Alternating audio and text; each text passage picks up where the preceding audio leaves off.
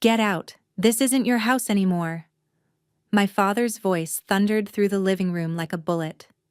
I stood there with my bag half-zipped, my eyes trembling, my hands frozen.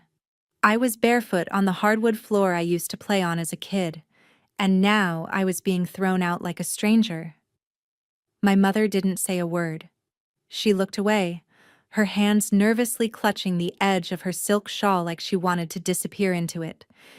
And then, without missing a beat, my sister Lauren leaned against the hallway wall with that same smirk she'd worn since childhood.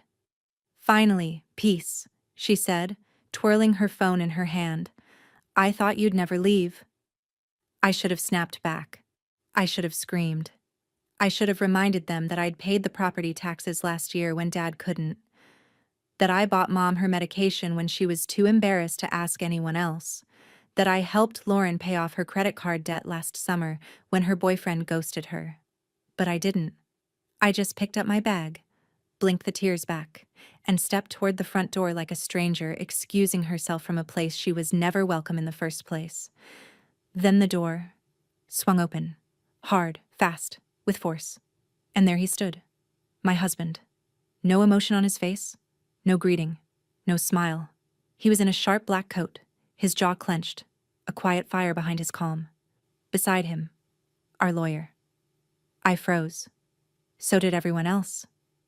My dad's mouth slightly opened, like he was about to say something. Then he didn't. My sister stood upright, the phone slipping in her hand.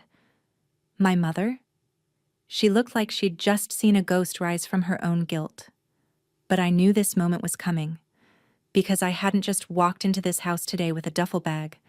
I'd walked in with truth. And what they didn't know was, this house wasn't theirs anymore.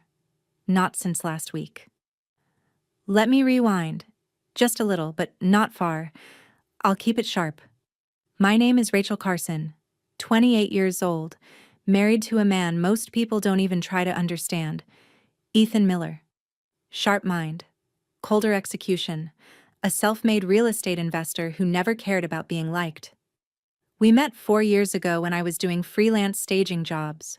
I walked into a mansion thinking I was prepping it for a family, and ended up working for the guy who owned every house on that street. Ethan and I didn't have a fairy tale start, but what we had was real. He saw things in me no one else did. I didn't have a powerful last name or Ivy League background, but I had fire, grit, strategy, and he loved that about me. My parents, on the other hand, they hated him. They said he was cold, manipulative, controlling, that I'd gotten lucky and married up. But the truth? They hated him because they couldn't use him, they couldn't guilt-trip him, couldn't borrow from him, couldn't control me anymore through their usual emotional blackmail. So they iced me out slowly. Over the years, the visits became fewer. Phone calls turned into 3-word texts. I'd bring birthday gifts for my sister, and she'd say, "Didn't need anything, but whatever." And my father? He just stared past me like I was the stain he couldn't scrub out of his perfect family portrait. But the real earthquake came 2 months ago. My dad called me, voice trembling, pretending everything was fine. "Hey, Rachel. Listen, the house. We're kind of dealing with a few delays on the payments. And the mortgage, it's gotten a little complicated. Just temporary. You know how it is?" That temporary complication? He hadn't paid the mortgage in 6 months. Not one. And the bank? Already scheduled for closure. My father begged, said he was this close to locking a new contract, that he'd pay me back.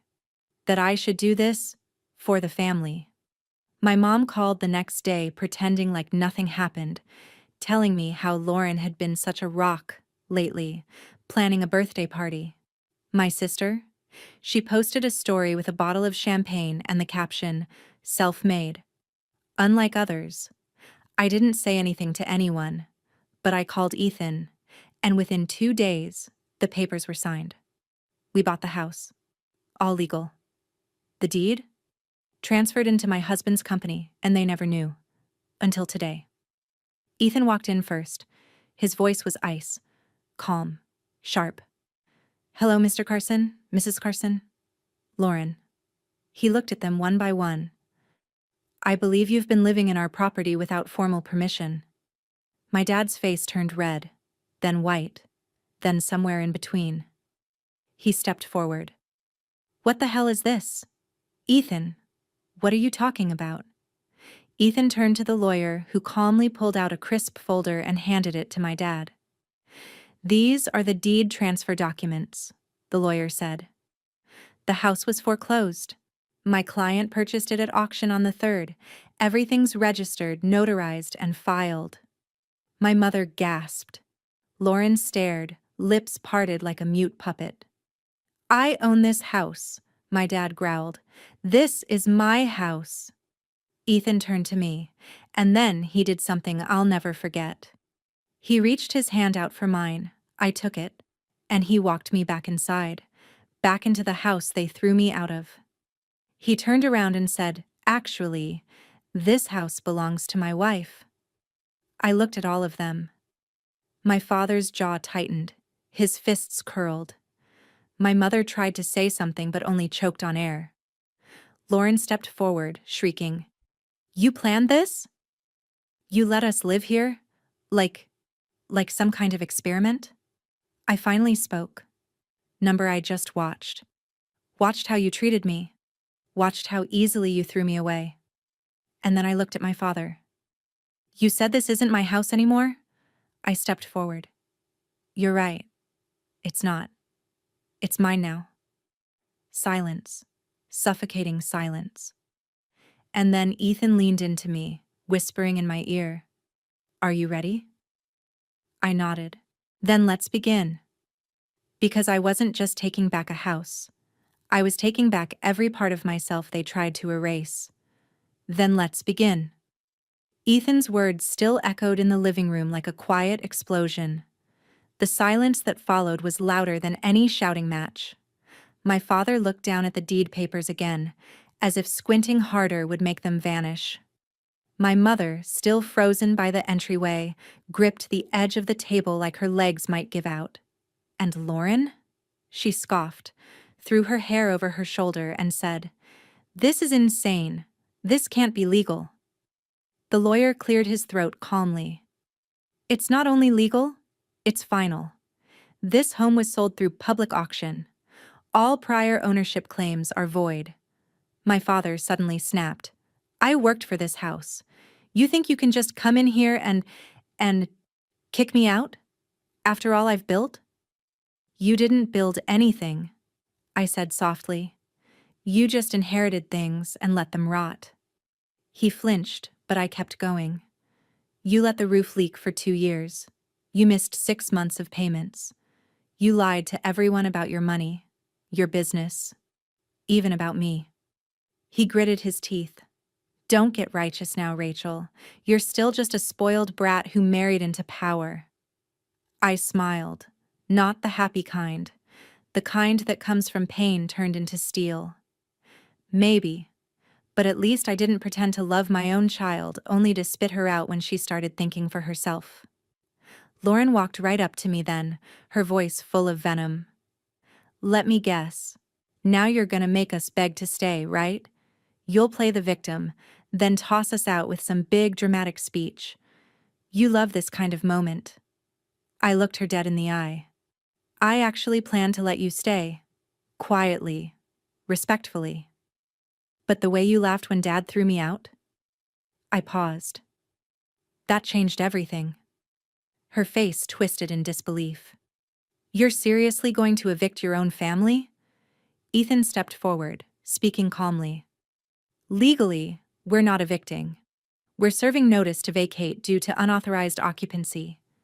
You have 7 days to leave. 7 days? My mother whispered, clutching her pearls like she was in some soap opera. Where are we supposed to go?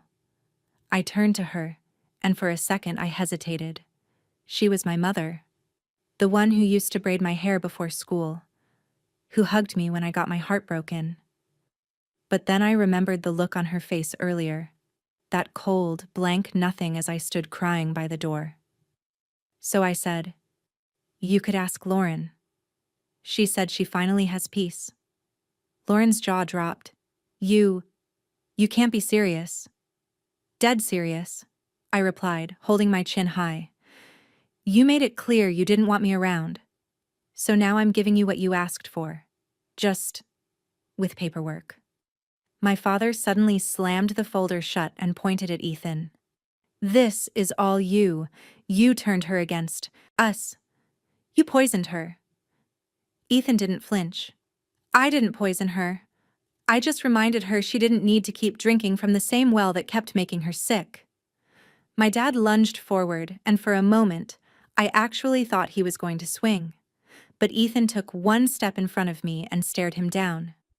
"I wouldn't do that," he said coolly. "Assaulting me on my property would be unfortunate." My father stopped. His breathing was heavy, his pride bruised, his power gone. That's when the weight of the moment finally hit them. They weren't in charge anymore. They couldn't yell louder or guilt harder to get their way, because the house they were standing in, the one they mocked me from, no longer belonged to them. It belonged to me, and they knew it. Nobody said a word for a long time. The silence was sharp, uncomfortable. The kind of silence that follows a war, not an argument. Then, my mother finally broke. She sat down slowly on the edge of the sofa and spoke without looking at me. "Rachel, honey, we were just emotional. That was your father's temper talking. He didn't mean it when he said this isn't your house." I blinked. "You watched him throw me out. You didn't say a word." She lifted her head, lips trembling.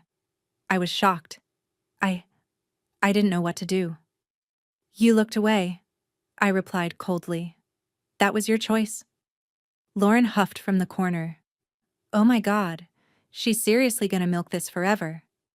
Ethan turned to her with a calm, amused look. "Are you really in a position to be sarcastic right now?" Lauren rolled her eyes but stayed quiet. For once. Then my dad walked over to the wall and started staring at an old family photo like it held some secret that could fix this. His tone was lower now. Slower. "You want to ruin us, Rachel? That's what this is? You're getting back at us like this? You think this makes you better?" I didn't respond right away. I just studied his expression. It wasn't sadness. It wasn't guilt. It was shame disguised as anger. So I stepped toward him and said, "No. This doesn't make me better. It makes me free." He turned sharply. "We gave you everything." "No, you gave me rules, guilt, pressure, expectations I never asked for. You made me earn your love, and when I stopped trying, you cut me off." He scoffed. "So now what? You kick us out and pretend that makes you powerful?" "I'm not pretending anything. I'm claiming what you tried to bury. You called me weak. Now look who's begging to stay." That hit him. I saw the flinch in his eyes before he looked away. Lauren jumped in, desperate. "You can't kick out Mom. She didn't do anything." I looked straight at my mother. "Exactly. She didn't do anything." My mother gasped. "I was trying to keep the peace." "No," I said gently but firmly. "You were trying to stay comfortable. Peace doesn't come from silence. It comes from truth. And you let them humiliate me because speaking up would have cost you your seat at the table." I could see her eyes welling up, but I didn't stop. "Now the table's mine, and you don't get to sit at it unless you come clean." Ethan leaned in and whispered, "You okay?" I nodded. "More than okay." The lawyer stepped forward. "You have 6 days remaining. On the 7th, locks will be changed. Utilities rerouted. We recommend you use this time to relocate." My father muttered something under his breath and stormed off to his room. My mother just stared at the floor. Lauren was trembling, silent for once. Ethan looked at me. "You sure about this?" I took a deep breath. I was sure the moment I stood by that door with my bag and they all let me cry. Then I turned and headed upstairs, back to the room they turned into a storage closet years ago, because it was finally mine again. And the girl they once cast out? She just walked back into power. That night, the air in the house was strange, still, heavy. You could feel the tension in the walls. Every door creaked louder than it should have. Every step echoed like guilt walking down the hallway. I stayed in my old room. It didn't look the same anymore. My posters were gone. The bookshelf was covered in dust. The closet, empty. Like I never existed here. But I didn't cry.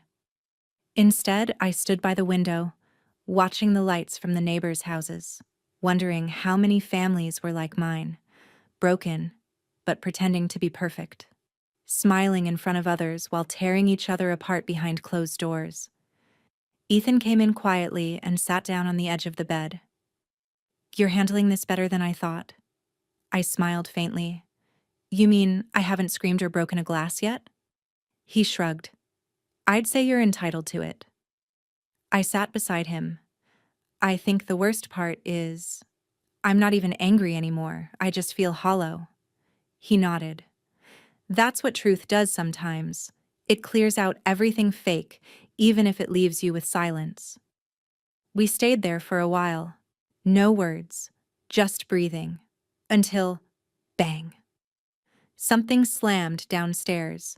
Ethan was up in a flash. I followed close behind, heart thudding. We walked into the kitchen. My father was standing there, half drunk it seemed. A glass bottle shattered near the sink.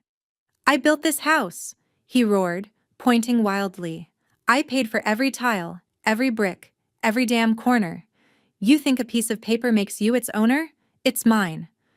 I didn't flinch. I just stared at him. "No," I said calmly. "It was yours. Until you gambled it away. Until you let your pride be more important than your family."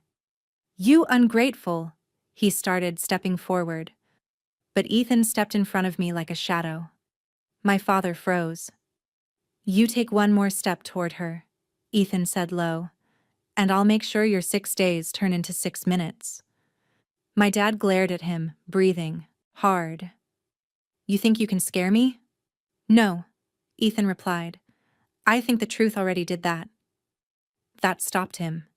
He backed away slowly, glaring at both of us. Then he muttered, "Fine. Keep the house. But don't come crying back when he leaves you too." I didn't even blink. "Funny," I said.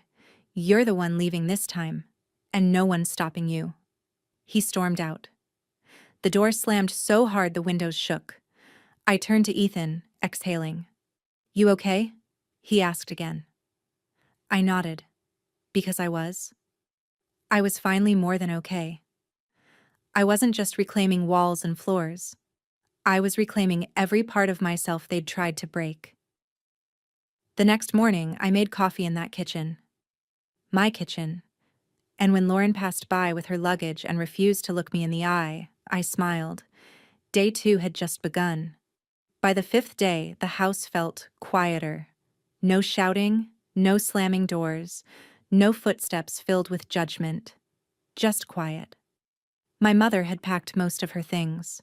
She still hadn't looked me in the eye since that night. Lauren barely spoke a word. And my father? He didn't come back after that outburst in the kitchen. It was strange, watching them move out like guests being politely shown the exit. Even stranger, watching myself not break, not flinch, not fall apart. Because I wasn't doing this for revenge anymore. I was doing it to heal. On the 6th day, as the movers loaded the last few boxes into the van, my mom finally stood in front of me at the front door. She looked older than I remembered. Not in her face, but in her eyes. "You really went through with it," she whispered. "I did." She nodded slowly, almost sadly. "You were always stronger than we gave you credit for." I stayed quiet. Then she said something I didn't expect. "Your father. He always feared your strength." That's why he tried to bury it. I raised an eyebrow. And you? She looked down. I feared being left behind. So I went along with him. That hurt more than I expected. You already left me behind, Mom, I said softly. The moment you looked away while I was crying. She closed her eyes like she'd been slapped, but I didn't say it to hurt her. Just the truth. She nodded, then walked past me, down the porch steps, toward the car. She didn't look back. Lauren didn't say anything at all. She passed me without a word, her sunglasses hiding whatever shame or anger was buried underneath. By sunset, the house was finally mine, quiet, empty, and peaceful. Ethan walked in with 2 cups of coffee. He handed me one and said, "You did it." I stared at the living room. No, we did it. We sat down together. No words, no plans, just stillness. Until the lawyer called. He was confirming the title transfer, officially recorded. The house was now under my name, not Ethan's, mine. He surprised me with that. Said it was always meant to be mine. Said this was never about power. It was about giving me back my voice. I nearly cried. Instead, I whispered, "Thank you," and held his hand. Weeks passed. The walls got painted. The energy changed. I donated all the furniture my father insisted was too expensive for me to touch. I turned Lauren's old room into a studio. I opened the blinds they always kept shut. I made the house breathe again. And one morning, I got a letter. From my father. 3 sentences. "You were right, I was wrong. I hope you don't hate me forever." I didn't write back. Not yet. Because forgiveness isn't a door you swing open just because someone knocks once. It's earned. Like trust. Like healing. But I'm getting there. Every step I take across this floor, I remember the girl who once stood here with her bags, heart shattered, tears on her cheeks. And now? Now she walks like she owns the place. Because she does. The house. Her voice. Her peace. Her power. All of it. And no one, not even family, gets to take that away again. I said serve the wine, not spill it like a fool. Laughter erupted across the grand dining hall. I stood frozen, red-faced, the crystal decanter still trembling in my hands. Drops of Merlot streaked across my cousin Bailey's dress, and her screech pierced the air like nails on glass. "Oh my God, look what she did," she cried. "Why is she even here?" Before we begin, drop a comment and tell us where are you from and from which city you're watching our videos? And after watching the whole video, don't forget to tell us what would you do in this situation? Be honest. Tell me in the comments below. We read every comment. Let's begin.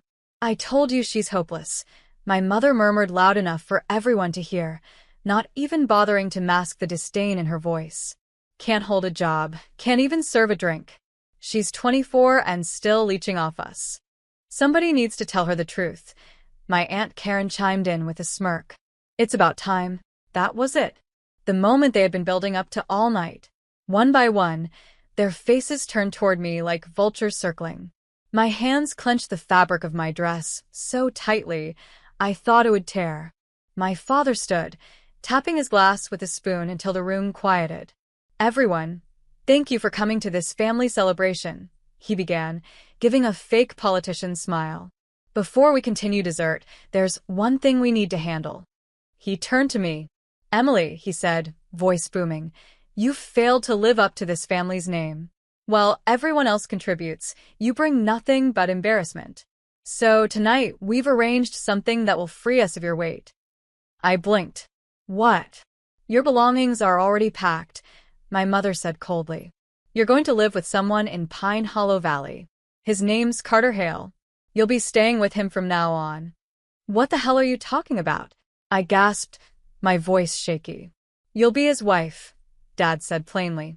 "He's agreed to take you. It's already arranged." The room was silent for a second. Then more laughter.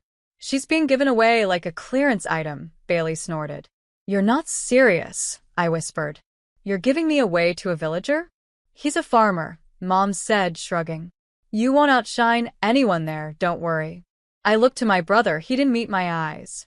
I looked to my sister. She just kept eating. I felt my chest tighten as my world cracked. But then, a voice from behind me said calmly, "I'll take her now." I turned. There he was. Tall. Quiet. Wearing a simple brown jacket and dusty boots. Carter Hale. He looked like a nobody, his pickup was dented, and his beard was too thick. Everyone chuckled again. Guess the village hillbilly came to collect his prize, my uncle chuckled. Carter ignored them. His eyes only rested on me. "You ready?" he asked, his voice low. Something inside me snapped. I walked over, lifted my chin, and said loud enough for the whole family to hear, "Anywhere is better than this graveyard of decaying hearts." The room fell quiet, and I left without looking back. But what no one knew, not my father, not Bailey, not the smug faces at that table, was that Carter Hale was no simple farmer. And they had just given me away to the richest man in the state. What he did next left every one of them begging. Carter's truck rattled over gravel roads like it hadn't been serviced in years, but I didn't say a word. My hands were clenched in my lap, heart still hammering from what had just happened back at that dining table. He glanced over, one hand on the wheel, the other resting lazily out the window. "You okay?" "I'm not sure what just happened," I whispered. "They gave me away. Like I was a broken dish they didn't want to clean." He didn't reply for a while. The engine hummed. The sky above was beginning to darken, dusky orange bleeding into gray. Then he said quietly, "They didn't deserve you." I turned to look at him. There was something strange in the way he spoke. He didn't pity me. He understood. The road curved up a steep hill, winding through deep green trees and past wide, empty fields. It felt like we were driving into nowhere. "So, who are you really?" I asked. "Why would you even agree to something like this?" His jaw flexed slightly. "Let's just say I know what it feels like to be thrown away." I studied him in silence. From the outside, Carter Hale looked like a man who'd been through things. Broad shoulders under an old jacket. A quiet face. A scar near his brow. There was no ring on his hand, no softness in his eyes, but still, something about him felt strangely safe. We pulled up to a small cabin. It wasn't a mansion or even a modern house. It was wood and brick, but spotless. Strong. It looked like it had stood through storms and still didn't crumble. "This is it?" I asked. "For tonight," he said. "Tomorrow, I'll show you everything." I followed him inside, half expecting peeling wallpaper and a dripping faucet, but the cabin smelled like cedar and fresh bread. A fire crackled in the stone hearth. There was soft lighting, thick rugs, shelves lined with real books. "You cooked?" I asked, stunned. "Just soup," he said. "You haven't eaten, right?" That was the first moment I felt something tighten in my chest. No one, not my family, not anyone at that table, had noticed I hadn't eaten. But this stranger did. As I sipped the soup, I finally asked, "What do you do, Carter?" He looked at me with unreadable eyes. "You'll know soon enough." I couldn't sleep that night. I stared at the ceiling, heart full of grief, confusion, and a strange new flicker of something else. Was it safety? Morning came with fog rolling over the hills like smoke. Carter opened the front door and nodded. "Come." We walked past the cabin down a dirt path, and then everything changed. There, behind the trees, behind the quiet, was a long private road. A black SUV rolled in from a hidden garage entrance. Security guards stepped aside. Fountains began to rise from the grass. Flower beds arranged in perfect symmetry stretched in all directions. A massive estate. No. A compound. White stone walls. Wide glass windows. A helipad. A greenhouse. And in the center, a modern mansion that looked like something off a billionaire magazine cover. What is this?" I stammered. Carter pulled off his old jacket. Underneath, he was wearing a black polo embroidered with an insignia. Hale Industries. That name. I knew that name. It was the name on every hospital wing. Every biotech conference. Every agricultural innovation for the last decade. I thought you were. My voice shook. He looked at me calmly. A broken villager? Yeah. Let them think that. My knees almost buckled. Why did you lie to them? Because I wanted to see who they were when they thought I had nothing. And what did you see? He didn't smile. He didn't have to. I saw enough. Then he looked at me again, not with pity, not with judgment. But you, he said. You didn't flinch. You stood up and walked away with your dignity. I swallowed hard. So, what now? He stepped closer. Now? You rebuild. You become everything they said you couldn't be. I felt tears sting the corners of my eyes. And them? I asked. He paused. They'll come back, he said. And when they do, we'll be ready. By the third day, I'd already started to understand. Carter Hale wasn't just rich. He was powerful. But what struck me most wasn't the fleet of luxury cars hidden behind the hillside barn or the way executives called him sir when he casually answered investor calls. It was how he never mentioned any of it. Not once did he try to impress me. Not once did he act superior. Instead, he asked questions about me. What I liked. What I wanted. What I'd never been allowed to do. Paint, I said once, almost embarrassed. I used to paint when I was younger. They laughed at it. He handed me a key the next morning to a fully stocked art studio on the second floor of the estate. You remember everything people say, I murmured. Only the things that matter, he replied. One morning over coffee, I looked out over the manicured hills of his estate and said quietly, you could have had anyone. Why taken someone like me? Especially the way they gave me away. He didn't answer right away. He looked at the horizon. Then, calmly, because they expected me to treat you like garbage. I wanted to do the opposite. I stared at him. Also, he added, I know what it's like to be underestimated. Then he showed me something that made my heart stop. He pulled up footage on his tablet from the dinner. My family's house. Hidden cameras. Audio. Everything they said about me. I blinked, stunned. How? I installed the cams 2 weeks before the deal, he said. I had to know what kind of people I was dealing with. My throat went dry. Why are you showing me this now? Because I want you to know that what they did was real. You're not crazy. You're not being dramatic. They truly betrayed you. Tears filled my eyes. They were my family. He didn't say, I'm sorry. Instead, he did something better. He slid a folder across the table. Inside, a deed. My eyes widened. What is this? A company. It's in your name now. We'll train you to run it. It's in agriculture tech. Sustainable soil mapping, something no one in your family would understand. I gasped. Why would you? Because you're not useless, he said. And it's time they learn what real value looks like. 2 weeks later, the first call came in. From my mother. Blocked. Then my brother. Then my aunt. Then texts from cousins. It started with fake politeness. Hey, we miss you. Then the desperation came. Apparently, Dad's newest deal went south. Something about an over-leveraged investment gone wrong. His face was splashed across financial headlines. Their credit cards stopped working. Accounts frozen. And Hale Industries? Just acquired the entire failing property they used to flaunt. I want you to read this, Carter said, handing me the official press release. Hale Industries confirms full acquisition of Grandstone Holdings amid bankruptcy rumors. My jaw dropped. That's my father's company. Was. Carter corrected calmly. I looked up at him. You bought them out? He just sipped his coffee.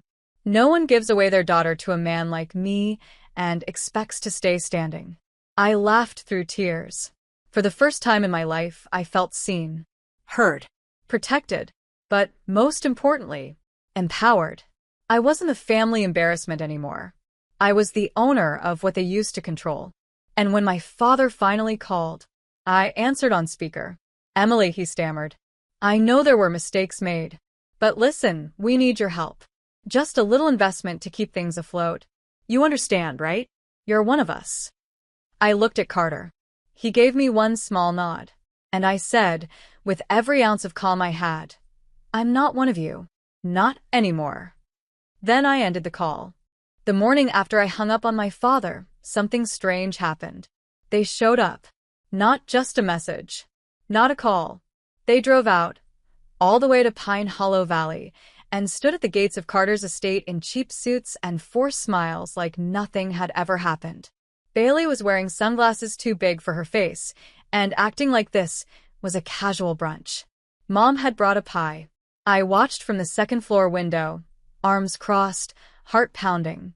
The guards hadn't let them in yet. They really thought this would work, I said. Carter stood beside me, arms folded. They think you're still the girl they sent away, the one who stayed silent when they mocked you. I turned to him.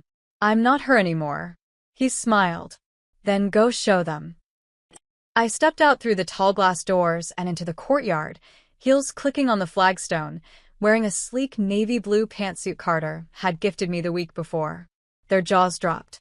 Bailey's pie tilted sideways in her hand. Mom recovered first, stepping forward with a fake laugh. Emily, honey, look at you, so grown up. Can we come in? You've already been in, I said flatly. In my life. In my head. That offer's expired. Dad scoffed. We're still your family. You made that clear when you handed me off like a transaction, I replied. But we were desperate. You weren't. You were cruel. Bailey huffed. We didn't know who he was, okay? That's on us.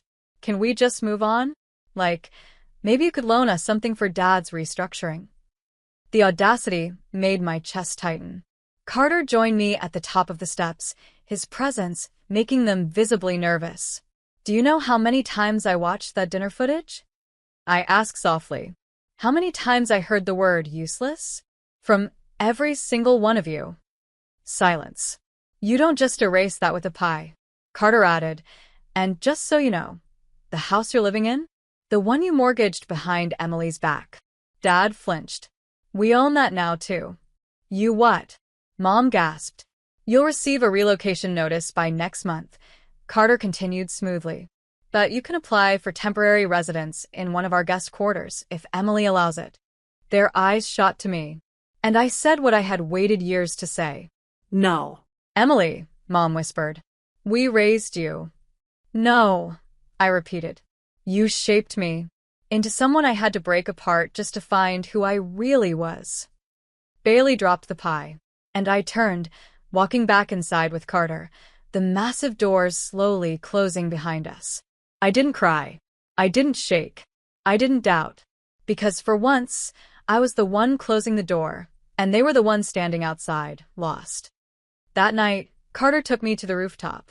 The stars stretched across the sky like a map waiting to be written on. You okay? He asked. I'm more than okay. He looked at me gently. You're not angry? I was. But now. I breathed in the cool air. I'm free. He slipped something into my hand. It was a key. A different one. What's this? I asked. Your new home. Just yours. No one else's name on the deed. Tears prickled my eyes. You changed my life. No, he said. You reclaimed it. I just reminded you of what was already in you. But the story wasn't over yet, because a month later, I received an invitation from my cousin Bailey, a wedding, with a handwritten note. You've changed, Em. I'd love for you to come and show the family what a real woman looks like. Please. Forgive us. Carter raised an eyebrow. You thinking about going? I stared at the card. Then I smiled. Oh, I'm going. The grand ballroom shimmered with golden chandeliers and ivory roses, but the air was thick with tension the moment I stepped through the doors. Heads turned.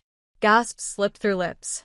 Because I wasn't the girl they remembered, the one who dropped wine and stared at the floor, ashamed to exist. No. I walked in wearing a fitted emerald gown, subtle diamonds at my ears, posture tall and calm, like someone who knew who she was. And right beside me, Carter Hale, silent, unshakable. As we made our way through the crowd, my aunt whispered something to my uncle. Someone dropped a fork. My father froze mid-sip. Mom looked like she'd seen a ghost. And Bailey, Bailey, the bride. Her smile faltered the moment our eyes met. But I smiled first. Emily, she said, voice tight as I approached. You came. You asked me to, I said softly. I didn't want to be rude. She looked down at my dress. Well, it's quite a choice. Elegant, right? I said, tilting my head. A friend of mine designs for political wives. She said it would make me look composed but unforgettable. Bailey tried to laugh. Well, I'm the bride today, so let's not outshine you. I finished, eyes calm. Relax, Bailey. You've done that to yourself. Before she could answer, someone from the other side of the room shouted, Is that Carter Hale? From Hale Industries? Cameras were already being pulled out. Guests were whispering. My presence had just changed the energy in the room, and everyone knew it. Bailey's fiancé appeared then, sweating. Emily, I didn't know you'd be here, he mumbled. Big fan of your foundation's clean water project. Incredible work. I smiled gently. Thanks, Miles. You know, it's funny. Bailey once told me I'd never matter to anyone. He froze. I leaned in slightly, just loud enough for the family table to hear. But now here I am, the most Googled woman in the room. Later, during the reception, the mic was passed around for speeches. I didn't plan to speak, but Bailey's eyes kept cutting toward me, nervously checking if I would. So, I did.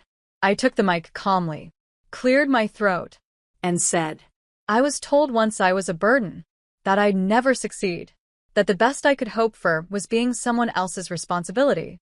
Silence fell. But it turns out all I ever needed was one thing, the freedom to grow.